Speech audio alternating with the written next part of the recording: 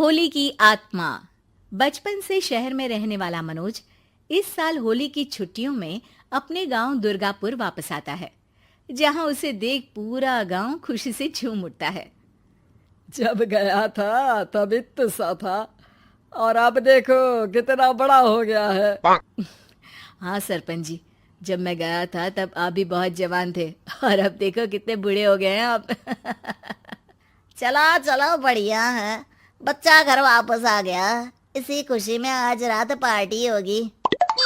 क्या बात है, गांव में भी पार्टियां होने लगी। वैसे अगर पार्टी की बात है तो आज क्यों सीधा होली पार्टी करते हैं। होली पार्टी की बात सुन चहल पहल में अचानक सन्नाटा छा जाता है, जिसे देख मनोज को कुछ अजीब लगता है। लेकिन तभी सरपंच बात पलट देता है। अब बहुत देर हो गई, चलो सब अपने घर चलो, पार्टी के बारे में कल सोचेंगे। मनोज भी मम्मी पापा के साथ घर आ जाता है, पर होली पार्टी और उस पर पूरे गांव की खामोशी वाली बात अभी तक उसके जहन से निकलती नहीं। पापा, होली पार्टी की बात पर सब चुप क्यों हो गए थे? अरे होगी उनकी कोई अपनी बात। मुझे गांव की पंचायत ही थोड़ी पता है। थक गया हूँ, चलो सो जाते हैं, कल बात करते हैं। पापा की बात मानते हुए मनोज भी सोने चला जाता है। आज तो छुपा लिया, लेकिन हफ्ते बाद जब होली का दिन आएगा तब इसे कैसे रोकोगे? अगली सुबह सूरज के साथ ही मनोज भी गांव घूमने निकल जाता है, जिस पर रास्ते में उसे अपनी ही उम्र के कुछ लड़के भी मिलते हैं, जिनसे दोस्ती कर अब वो उनके साथ घूमने लगता है। इसी तरह कुछ दिन बीत जाते हैं और होली नजदीक आने लगती है। दोस्तों, होली में 4 दिन ही बचे हैं, पर गांव में उसकी कोई तैयारियां क्यों नहीं दिख रही? क्योंकि यहाँ होली नहीं मनाई जाती। अरे पर ऐसा क्यों? वो राजा भूषण। अरे तुम 4 दिन के लिए आए हो, क्या इतना सोच रहे हो? चलो कुछ खाने चलते हैं। इसी के साथ एक बार फिर होली की बात को टलते हुए देख मनोज को शक होने लगता है। वो घर पहुंचते ही इंटरनेट पर अपने गांव और राजा भूषण के बारे में जानकारी निकालने लगता है। क्या? मुझे आज तक ये नहीं पता था। ऐसा कैसे? किसी ने मुझे कुछ बताया क्यों नहीं? सारी जानकारी लेने के बाद मनोज गांव वालों या अपने मम्मी पापा से कुछ पूछे बिना खुद ही उसकी सच्चाई के बारे में छानबीन करने लगता है, जिसके चलते वो राजा भूषण की हवेली में पहुंचता है। वाह, क्या हवेली है यार। पर क्या यहाँ सच में कोई भूत है? हेलो भूत जी, कोई है क्या? हम इस साल गांव में होली सेलिब्रेट कर रहे हैं, क्या आप उस पर थोड़ा इंटरव्यू देंगे? मनोज के ऐसा बोलते ही गांव में तूफान उठ जाता है और हवेली में रखी सारी चीजें हिलने लगती है। एक अदृश्य शक्ति मनोज को धक्का देकर हवेली से बाहर निकाल दरवाजा बंद कर लेती है। ये सब देख मनोज हैरान रह जाता है। क्या अभी मुझे हवा ने धक्का देकर बाहर निकाल दिया?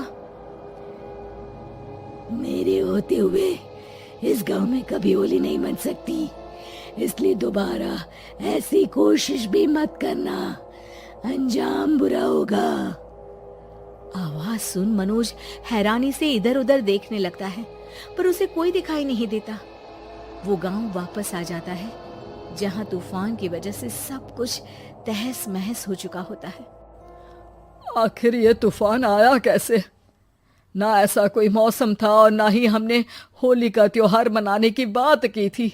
सरपंच की बात पर कोई रिएक्शन दिए बिना मनोज चुपचाप अपने घर चला जाता है।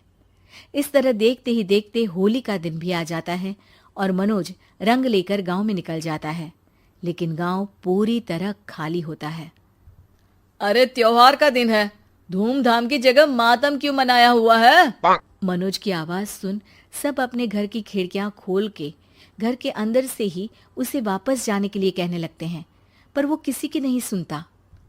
तुझे पहले भी समझाया था, अगर होली खेलने की कोशिश भी की तो अच्छा नहीं होगा।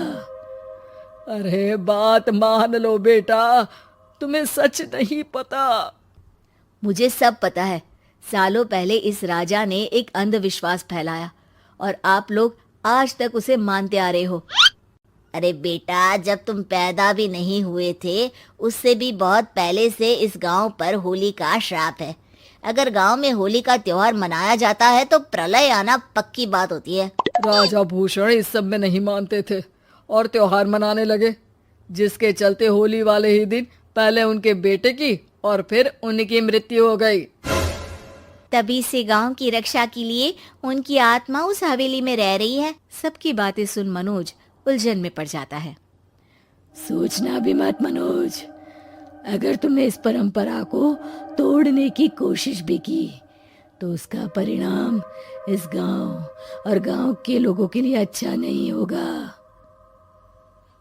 मुझे भी यकीन नहीं हो रहा कि आप लोग एक बेतुकी बात को मानकर सालों से रंगों के त्योहार को मातम की तरह मनाते आ रहे हो। मनोज किसी की कोई बात ना मानते हुए पूरे गांव में रंग बिखेर देता है, जिसके तुरंत बाद वहां तूफान के साथ बिजलियां गरजने लगती है। अचानक मौसम में ऐसा बदलाव देख जहां मनोज कंफ्यूजन में आ जाता है, वहीं गांव वाले डर से सहम जाते हैं।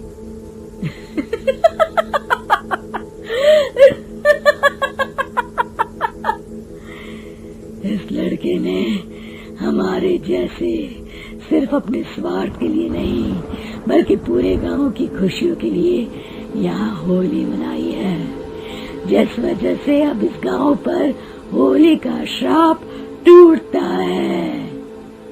ऐसा बोलकर राजा का भूत वहां से गायब हो जाता है, जिसके बाद गांव के लोग धूमधाम से होली मनाते हैं। खुशियों के रंग गांव में बिखरे ही होते हैं कि अगली सुबह अचानक मनोज कहीं गायब हो जाता है और एक बार फिर गांव में होली का नया राज शुरू हो जाता है।